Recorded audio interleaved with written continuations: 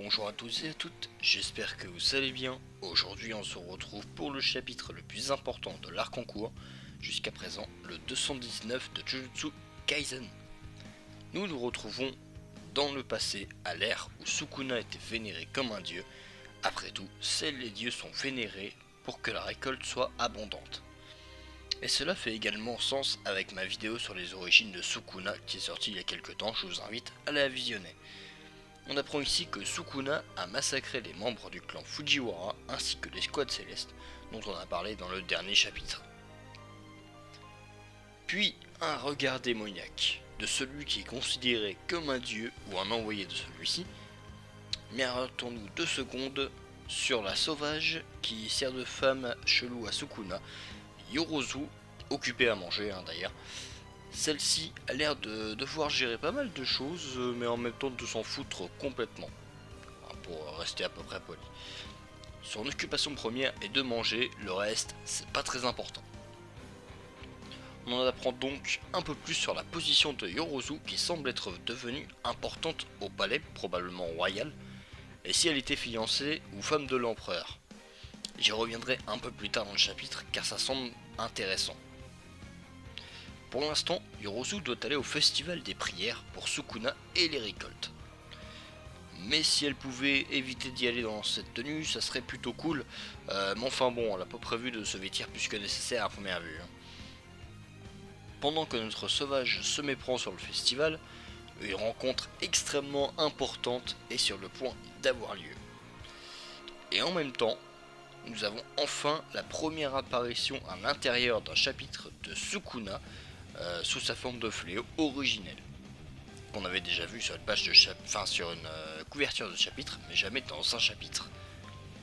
Faisant face à Yorozu, enfin face c'est vite dit, il s'est transformé en statue et ne bouge pas d'un pouce, bien qu'il en ait 4 sans compter les orteils. Sans que l'on comprenne, la femme la plus bizarre de l'univers se jette sur Sukuna pour lui faire un gros câlin, le dernier d'ailleurs, lui disant qu'à eux deux, ils ne sont pas seuls. Malgré leur puissance, ils sont deux au sommet, bien que pour Yorozu, ça reste encore flou concernant son réel niveau. Donc voilà, j'espère que ce sera un peu plus développé quand même. Parce que bon, pour l'instant, elle est pas au niveau de Sukuna quoi. Et même, je pense qu'il y a des exorcistes plus forts qu'elle, même à notre époque. Alors, les acheteurs des exorcistes, ça va être, il va y en avoir un paquet. Cependant, Urome n'a pas l'air d'apprécier le geste et fait reculer la folle, Yorozu pardon. Mais celle-ci n'a pas l'air surprise et en même temps confiante face à Urome. Ce qui n'est pas rien quand on sait de quoi il est capable. Il a quand même gelé toute une ville là, il y a 2-3 chapitres.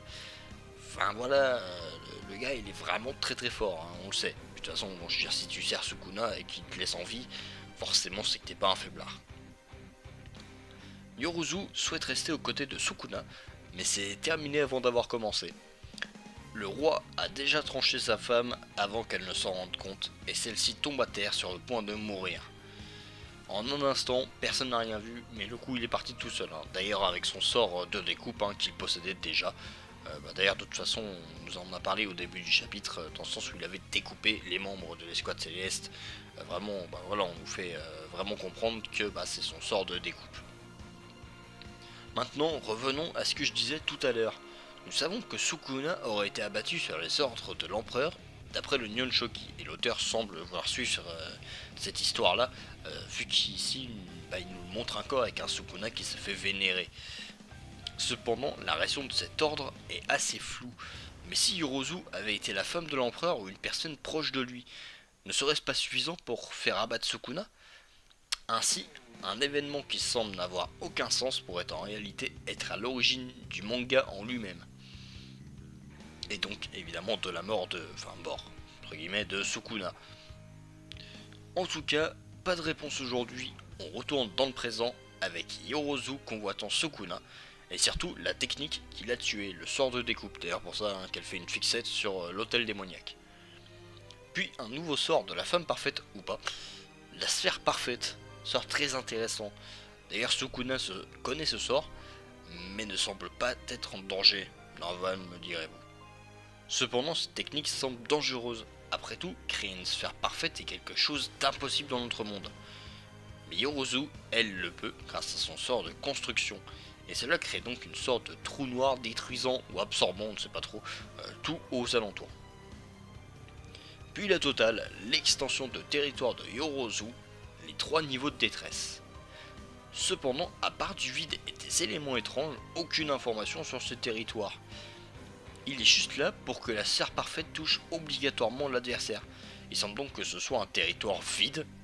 D'ailleurs, comme on nous montre ici, visuellement, c'est un territoire vraiment vide, dont le seul but est de lâcher son attaque ultime et de faire en sorte que celle-ci touche à coup sûr. C'est du coup une utilisation très intéressante de l'extension de territoire qu'on n'avait pas encore vue.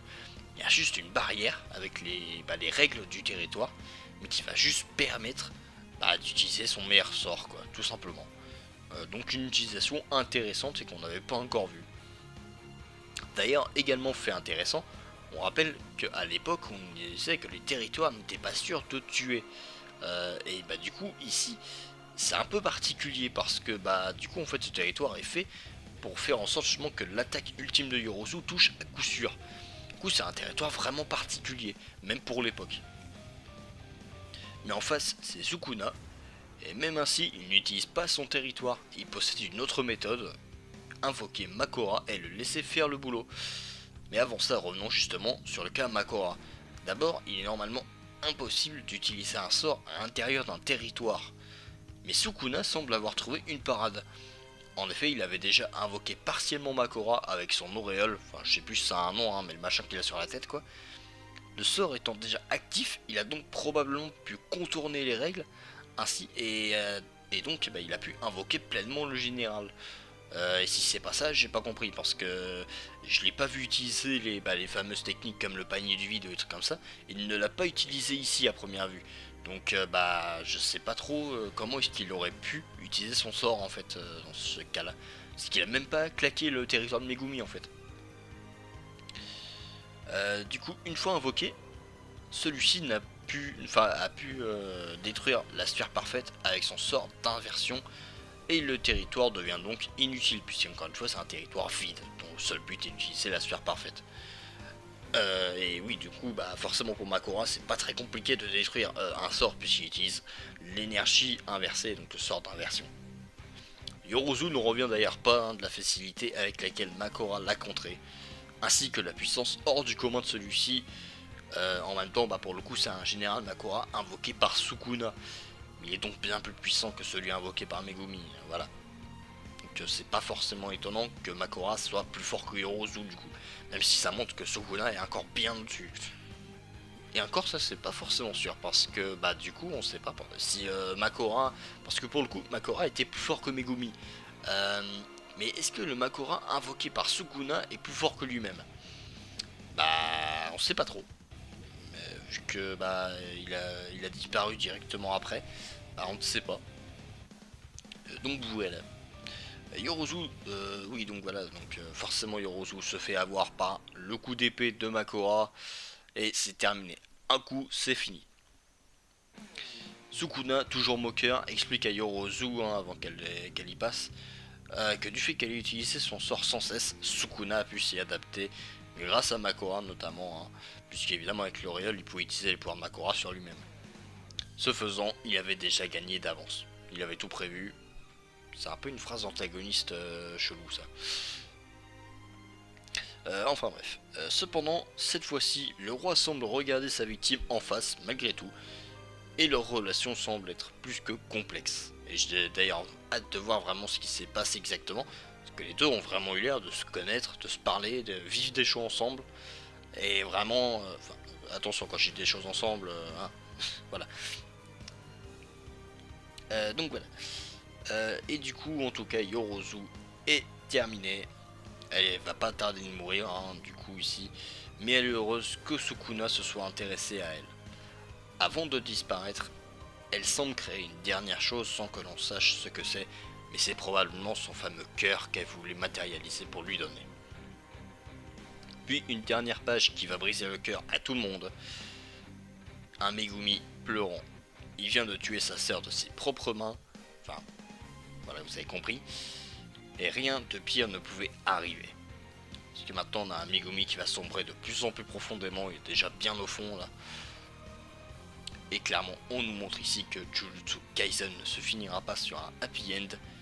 Et que ce chapitre nous le montre une fois de plus. De toute façon, tous les arcs de JJK se finissent jamais bien. Il y a toujours une part où ça se finit mal en fait. Donc voilà, j'espère que ce chapitre et cette vidéo vous auront plu. C'était un peu plus rapide que d'habitude. Forcément, vu qu'il y avait 2 vidéos à faire, j'ai eu moins de temps. Mais bon, on se rattrapera sur les prochaines. D'ailleurs, une grosse vidéo qui devra arriver dans la semaine pro. Donc j'espère que ça vous plaira. En attendant, moi je vous dis à plus pour une prochaine vidéo. Allez, bye tout le monde.